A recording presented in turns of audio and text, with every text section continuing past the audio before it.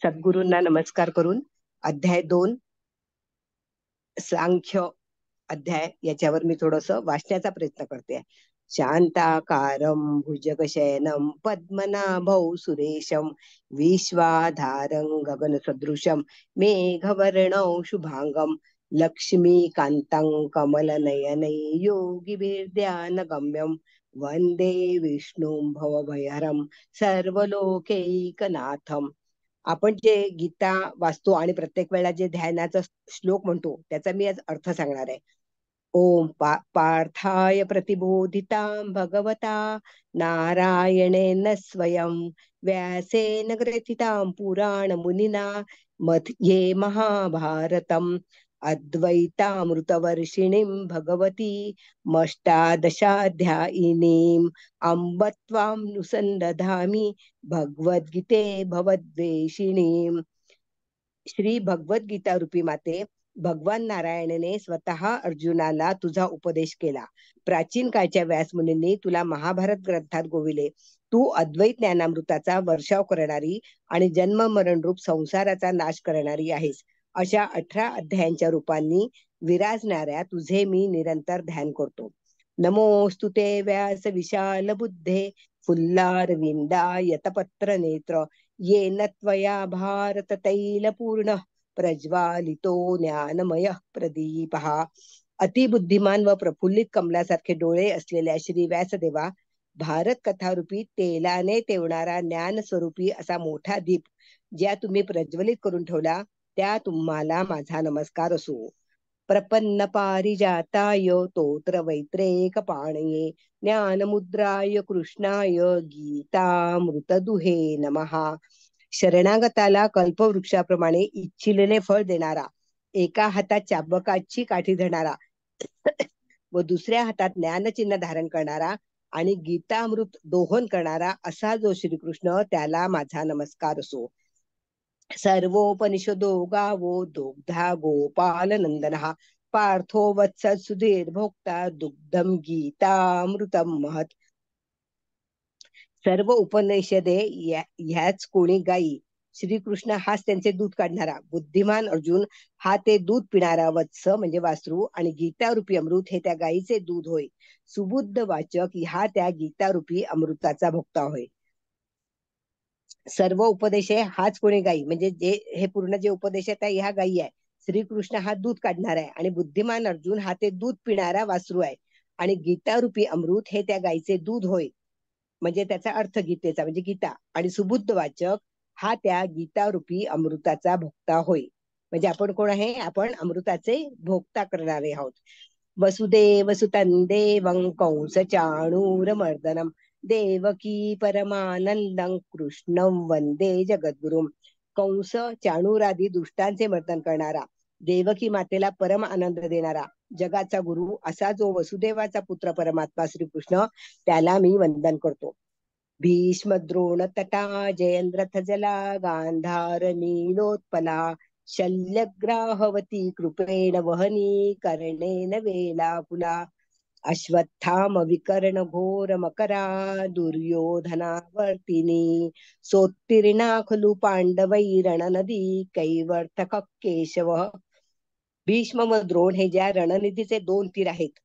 जयेंद्रथ हा जिच्यातील पाण्याचा ओघ आहे, शकुनी हा जिच्यातील काळा खडक आहे, शल्य जिच्यातील मगर आहे, कृप जिच्यातील नौका आहे, कर्ण जिच्यातील भरतीची लाट आहे, अश्वत्थामा विकर्ण हे ज्या नदीतील घोर सुसरी आहेत, आणि दुर्योधन हा जिच्यातील भोवरा आहे. अशी रणनदी पांडव सहज तरून गेले, कारण श्रीकृष्ण हा त्यांचा नावाडी होता. पाराशर्यवचः सरोज ममलं गीतार्थ गंधोत्कटन नानाख्यानक केसरम हरिकथा संबोधना बोधितम लोके सज्जन षट्पदैरहरः पेपीयमानं मुदा भूयात् भारत पंकजं कलिमल प्रध्वंसिन श्रेयसे. पराशुर सुत व्यास मुनींच्या वाक्य स्वरूपी सरोवरात उगवलेले निर्मळ गीतार्थाने सुगंधित नाना उपाख्यान रूपी परांगांनी युक्त हरिकथा रूपी सदुपदेशाचे पदेशाने विकसित झालेले सज्जन समूहरूपी भृग समूहांकडून प्रतिदिनी सानंद सेविले जाणारे आणि कलिमलाचा निश्शेष नाश करणारे असे भारत रूपी कमल आम्हाला कल्याणदायक हो. मूकं करोति वाचालं पंगुं लंघयते गिरिं यत्कृपातमहं वंदे परमानंद माधवम. ज्याच्या कृपा कटाक्षाने मुका बोलका होतो, पांगळा डोंगर ओलांडून जाऊ शकतो, असा आनंदातिशयाचा ठेवा जो रमापती, त्याला मी नमस्कार करतो. यम ब्रह्मा वरुणेंद्र रुद्र मरुतस स्तुन्वन्ति दिव्यस्तवेर वेदे सांगपद क्रमोपनिषदैर्गायन्ति यं सामगः ध्यानावस्थित तद्गतेन मनसा पश्यन्ति यं योगिनो यस्यान्तन्न विदुःसुरा सुरगणा देवाय तस्मै नमः. ब्रह्मा, वरुण, इंद्र, रुद्र व मरुगण इत्यादी देव दिव्य स्तोत्रांनी ज्याची स्तुती करतात, सामगान करणारे ऋषी अंगोपांग पदक्रमादी सहित वेदांनी व उपनिषदांनी ज्याला गातात, योगी लोक तन्मय होऊन ध्यानमग्न होऊन ज्याला पाहतात, सुरासुरगणांना ज्यांचा अंत लागत नाही, त्या परब्रह्म स्वरूपी देवाला नमस्कार असो. आपण हे म्हणतो, पण आपल्याला मला तरी वाटत की अर्थ असा आपल्याला इतका जास्त माहिती नव्हता. दुसरा अध्याय आहे हा सांख्ययोग आणि ज्ञानयोग या नावाने प्रसिद्ध, म्हणजे त्याचं हे केलं जातं, म्हणजे सांगितला जातो. भगवान श्रीकृष्णाने जीवनाचे सिद्धांत सांगितले आणि साधनेचेही एक मिनिट. जन्माला आलेल्या प्राणाला कर्माचा त्याग करता येत नाही. आपण पहिल्या अध्यायात सगळं पाहिलेलं आहे की त्याला युद्ध करायचं नाही आहे आणि तो टाळण्याचा प्रयत्न करतोय आणि त्याला सगळेजण म्हणजे कृष्णाने त्याला सांगितलं की तुला तुझं कर्म केलं पाहिजे, कोणी मरो किंवा न करो, काहीही करो. तर आता याचा सांख्य म्हणजे काय, त्याचा अर्थ सांगण्यासाठी ही थोडीशी गोष्ट आहे. कर्म जसे टाळता येत नाही तसेच त्याच्या परिणामाचाही स्वीकार करावा लागतो. म्हणून जय पराजय, लाभ हानी, सुख दुःख यांच्याविषयी समभाव ठेवता आला पाहिजे. परिस्थितीनुसार सहज प्राप्त झालेल्या स्वधर्माचे आचरण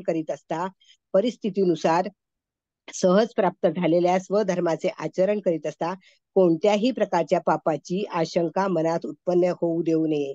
आत्म्याच्या अमरतेचे भान सतत राहिले पाहिजे. देहाच्या नश्वरतेचे विस्मरण होता कामा नये. अधर्म आणि परधर्म यांचा त्याग करून नश्वर देहाचा स्वधर्माचरणासाठी सतत उपयोग करीत राहावे, ही सांख्य बुद्धी आहे. म्हणजे हा जो दुसरा जो अध्याय आहे 72 श्लोकांचा आहे, तर याच्यात सतत ते सांगितलं की धर्म आणि परधर्म यांचा त्याग करून नश्वर देहाचा स्वधर्मचरणासाठी सतत उपयोग करीत राहावे, ही सांख्य बुद्धी आहे. यालाच जीवनाचे सिद्धांत म्हणतात. जीवनाचे सिद्धांत जीवनात साकार होण्यासाठी साधना करावी लागते. सांख्य म्हणजे शास्त्र आणि साधना म्हणजे योग बुद्धी. योग कर्मसु कौशलम. अर्जुना, भगवंत सांगतात, सांख्य बुद्धी म्हणजे जीवनाचे सिद्धांत तुला सांगितले. आता जीवन साधना सफल व्हावी म्हणून तुला योग बुद्धी म्हणजे कर्मातील कौशल्य सांगतो, ते श्रवण कर. आणि मग आता दुसरा अध्याय सुरू झालाय. संजय उवाच. म्हणजे आता ते शोकविव्हल झालेल्या अर्जुनाला भगवंतांनी म्हटलं की ही गोष्ट धृतराष्ट्राला सांगण्यासाठी संजय आता दुसऱ्या अध्यायात म्हणतात, तथा कृपया विष्टम अश्रुपूर्णाकुलेक्षणम विषीदन्तमिदं वाक्यम मुवाच मधुसूदनः.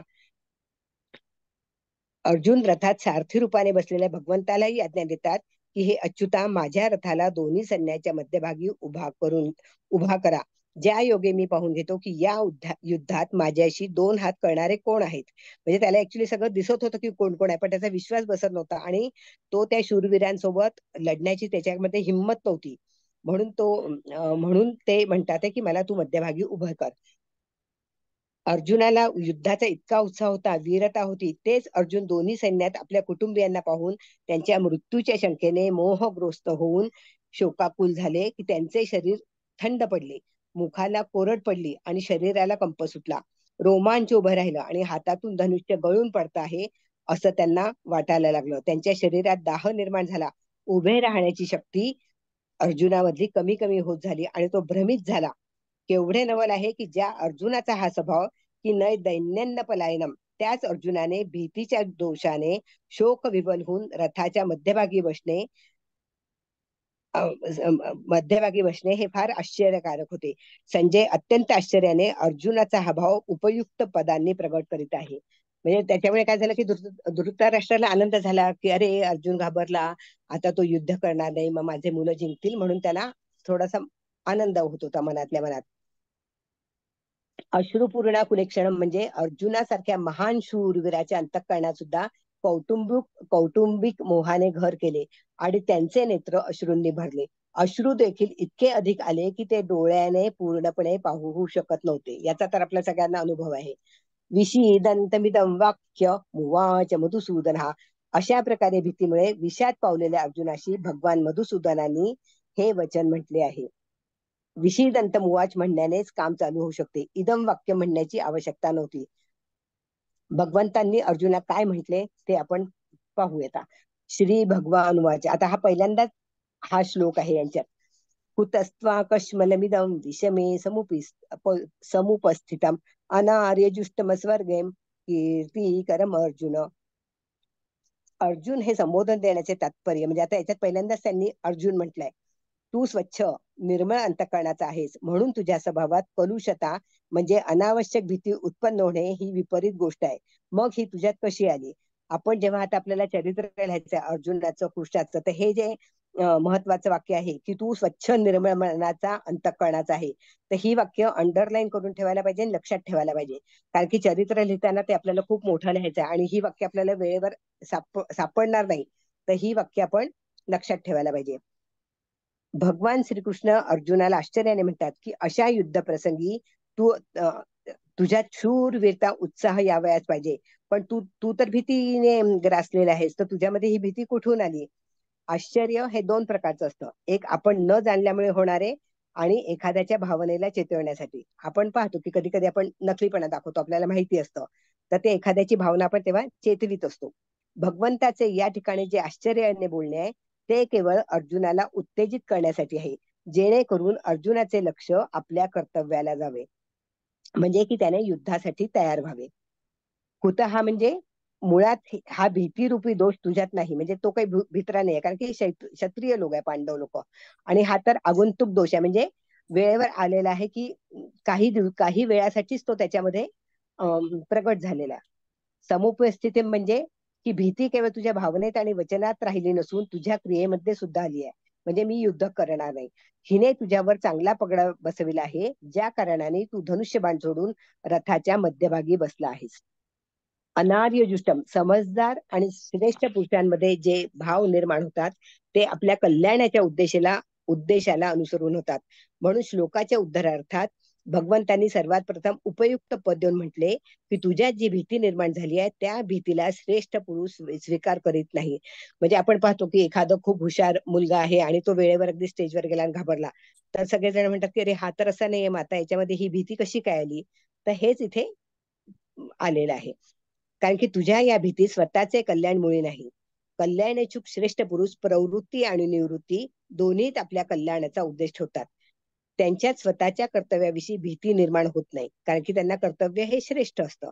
परिस्थितीनुसार त्यांना जे कर्तव्य समोर येतं त्याला ते कल्याण प्राप्तीच्या उद्देशाने उत्साहाने आणि तत्परतेने यथासांग पार पडतात. ते तुझ्यासारखे भित्रे होऊन युद्धापासून किंवा कर्तव्य कर्मापासून दूर जात नाही. म्हणून युद्धरूपाने प्राप्त झालेल्या कर्तव्यापासून दूर जाणे हे तुझ्यासाठी कल्याणकारक नाही. अस्वर्ग्यम कल्याणाचा मुद्दा समोर न ठेवता जर सांसारिक दृष्टीने पाहिले तर संसारात स्वर्गलोक सर्वात श्रेष्ठ आहे, परंतु तुझी ही भीती स्वर्गाला मिळवून देणारीही नाही. म्हणजे आता तुला जी भीती वाटते हे सगळेजण मरतील आणि तुझा पण नाश होईल, पण त्याच्याने तुला स्वर्ग मिळणार आहे का? नाही मिळणार, कारण की तू धर्माप्रमाणे वागला का? नाही वागला, मग तू स्वर्गात नाही जाऊ शकत. अर्थात भीतीने युद्धापासून निवृत्त होण्याचे फल स्वर्गाची प्राप्तीही होऊ शकत नाही. जरी स्वर्ग प्राप्तीचाही उद्देश नसेल तर सभ्य समजला जाणारा पुरुष संसारामध्ये कीर्ती होईल असेच काम करतो, परंतु तुझी ही जी भीती आहे ही या लोकातही कीर्ती यश देणार नाही, आणि त्यामुळे तुला अपकीर्ती मिळेल आणि अपयश मिळेल.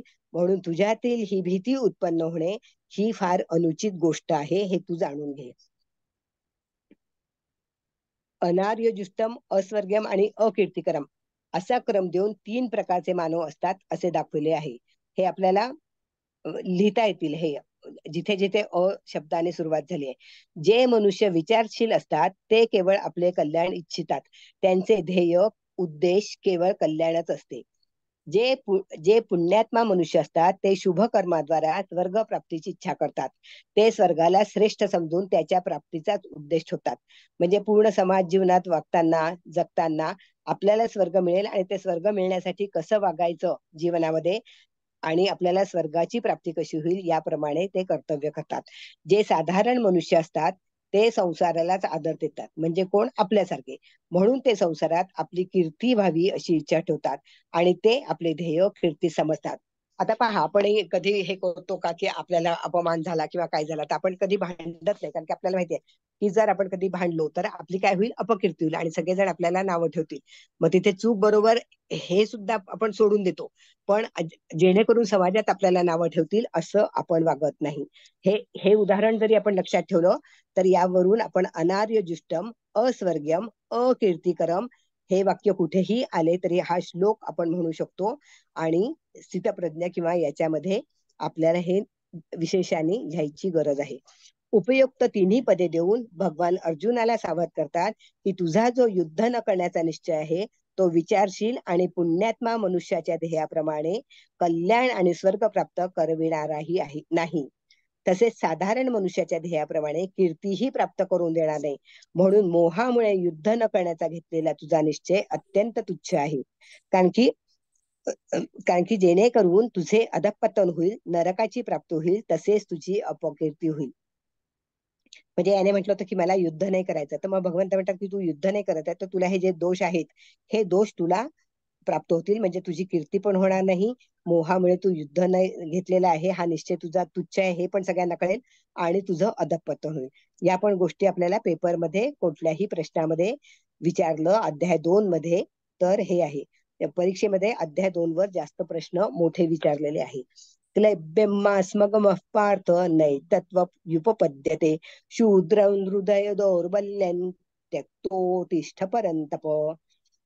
माता माता पृथा म्हणजे कुंती च्या संदेशाची आठवण करून अर्जुनाच्या अंतःकरणात क्षत्रियोचित वीरतेचा भाव जागृत करण्यासाठी भगवान अर्जुनाला पार्थ म्हणतात. एकंदर या गीतेमध्ये 22 शब्द वेगवेगळ्या अर्थाने भगवंतांनी अर्जुनाला म्हटलेले आहेत. त्याच्यातला एक शब्द हा पार्थ आहे की याचा अर्थ आपल्याला नेहमी विचारला जातो.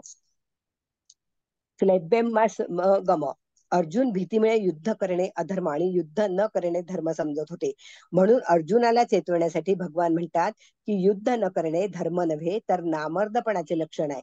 म्हणून तू हा नामर्दपणा सोडून दे. कारण की ते क्षत्रिय होते, ते म्हणजे भगवंत त्याला डायरेक्ट असं काही म्हणू शकत नव्हते की तू युद्ध कर. त्यांनी पण त्याची खूप परीक्षा पाहिली की हा जर शिष्य आहे तर आपण याला वेगवेगळ्या पद्धतीने सांगावं की याने याचा विचार बदलावे. नैतत्व युपपद्धती म्हणजे तुझ्यात असा नामर्दपणा यावयास नको होता. म्हणजे थोडक्यात हिजडेपणा.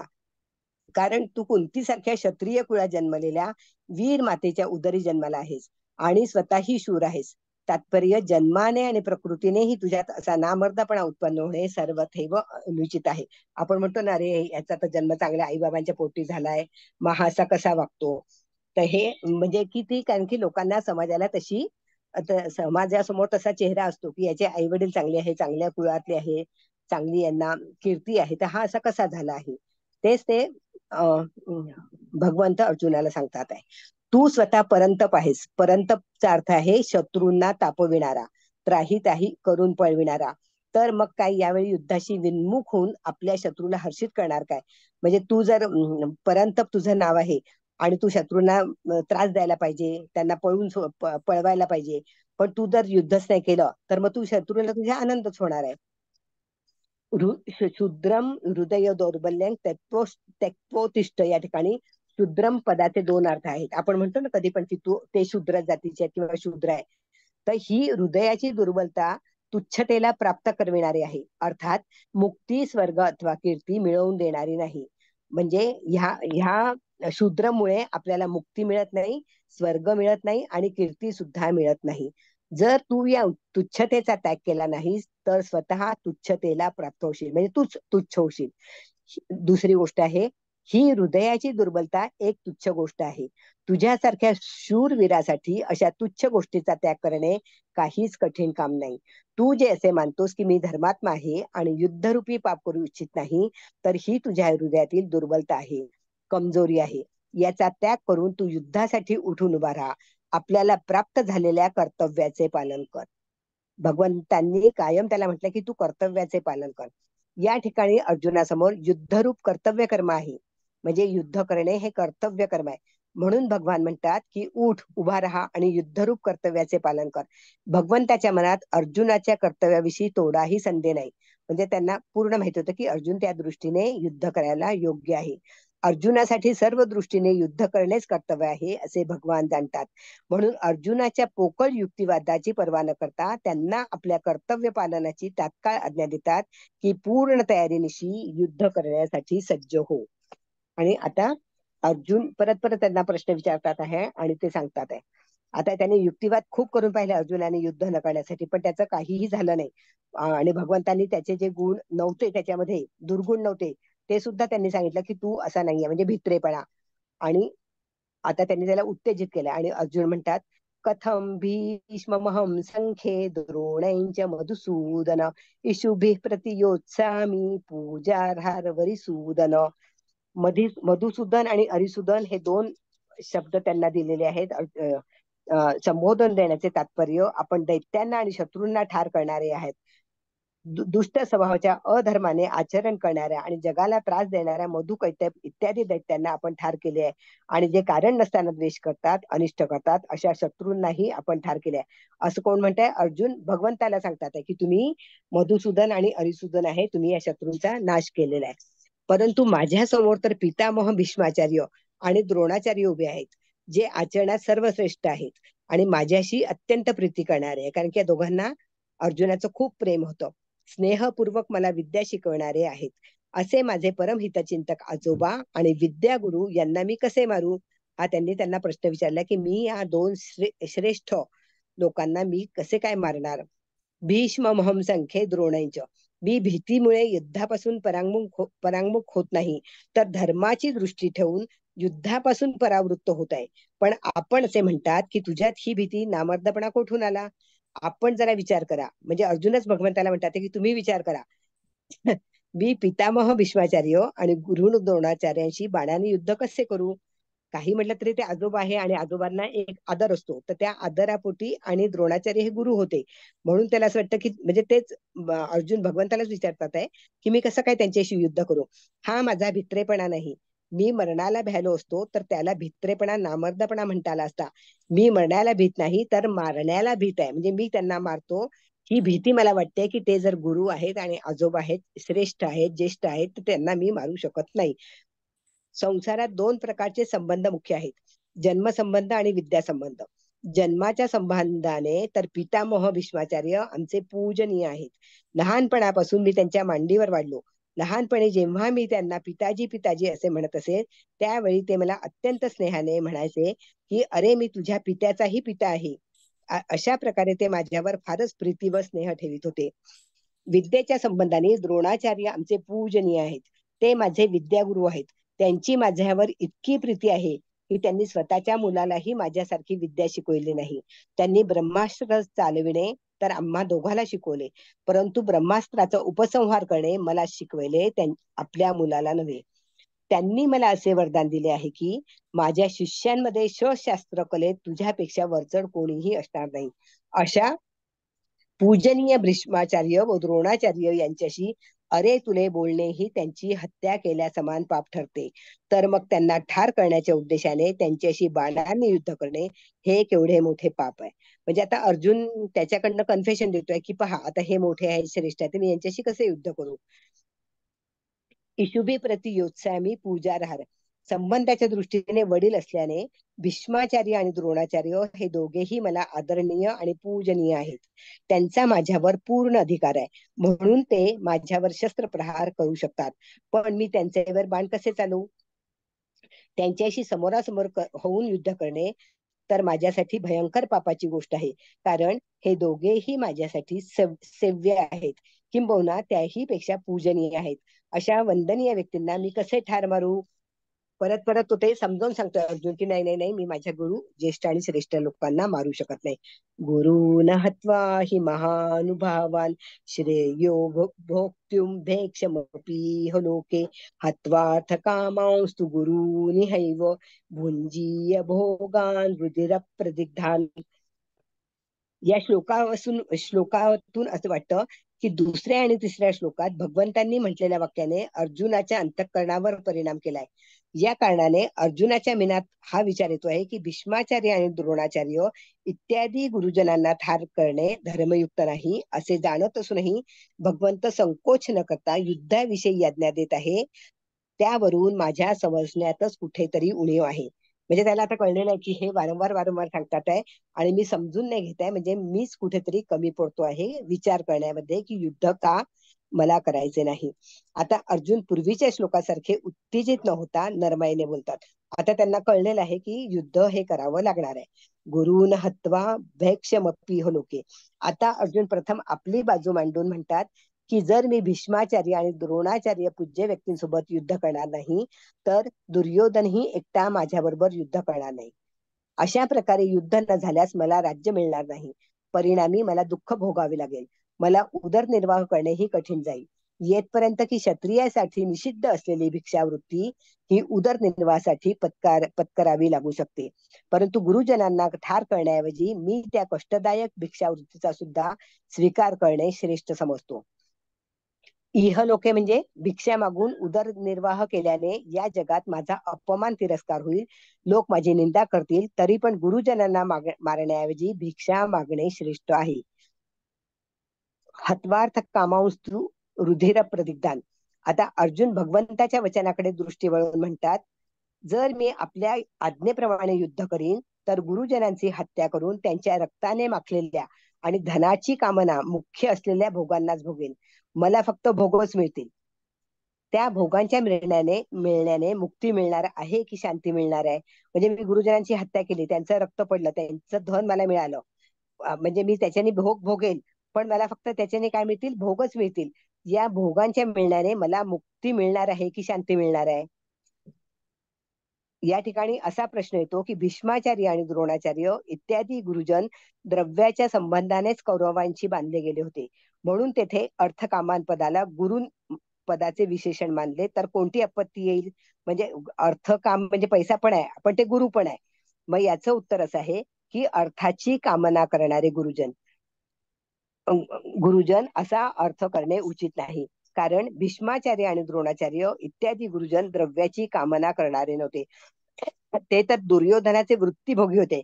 कारण की दुर्योधन जसं बोलेल त्याचप्रमाणे त्यांना वागणं आवश्यक होतं. त्यांनी दुर्योधनाचे अन्न खाल्ले होते, म्हणून युद्धाचे वेळी दुर्योधनाची साथ सोडणे अकर्तव्य समजूनच ते कौरवांच्या बाजूने उभे होते. अजून एक गोष्ट अशी आहे की भीष्माचार्य आणि द्रोणाचार्य यांच्यासाठी महानुभावान या पदाचा उपयोग केला आहे की अशा श्रेष्ठ भाव असणाऱ्यांना द्रव्याची कामना असणारे कसे म्हटले जाणे शक्य आहे?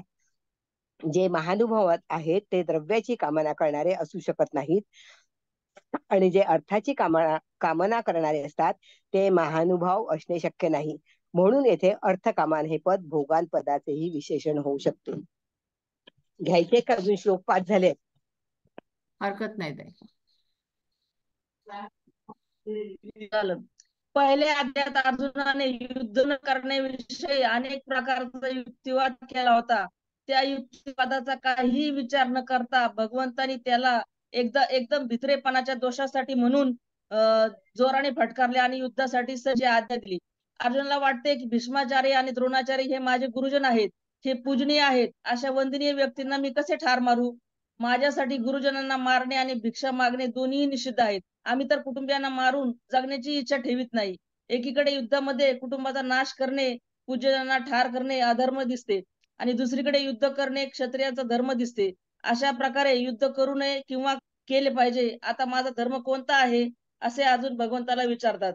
अशा प्रकारे अर्जुनाच्या मनात कल्याणाची इच्छा जागृत झाली आणि त्याने भगवंताला विचारले की माझे निश्चित कल्याण कशात आहे? या ठिकाणी अर्जुनासमोर युद्धरूप कर्तव्य कर्म आहे. म्हणून भगवान म्हणतात की उठ, उभा राहा आणि युद्धरूप कर्तव्याचे पालन कर. भगवंताच्या मनात अर्जुनाच्या पोकळ युक्तिवाद न ऐकता अर्जुनाला आपल्या कर्तव्य पालनाची तात्काळ आज्ञा देतात. शांत आहे, सुंदर. थोडक्यात पण छान सांगितलं पूर्णपणे. मी लिहून काढलो ते. अगदी अगदी असंच रोज लिहून काढा प्रत्येकाने.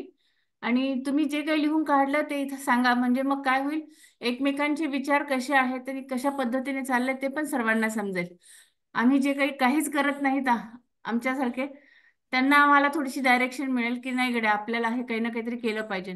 निदान हे परत परत ऐकून तरी लक्षात येईल की आपण काय वाचलं आणि काय झालेलं आहे, म्हणजे काय चालू आहे ते. द्वादश ज्योतिर्लिंग स्तोत्र म्हणते मी, थोडकच हा, एक 4 हा. 6 वाक्याचं. म्हणा म्हणा ते. सौरातो मनात श्रीशैल्य मल्लिकार्जुनम उज्जैन्या महाकाले ओंकार ममलेश्वरम परल्या वैजनाथम दाकिन्या भीमशंकरम सेतुबंधे तु रामेशम नागेशम दारुकावने वाराणस्या तु विश्वेशम त्र्यंबकम गौतमी तटे हिमालय तु केदारम कृष्णेशम शिवालय एतानि ज्योतिर्लिंगानि सायं प्रात पठेनर सप्तजन्म कृतं पापं स्मरण विनश्यति. ओम नमः शिवाय इति द्वादश ज्योतिर्लिंग.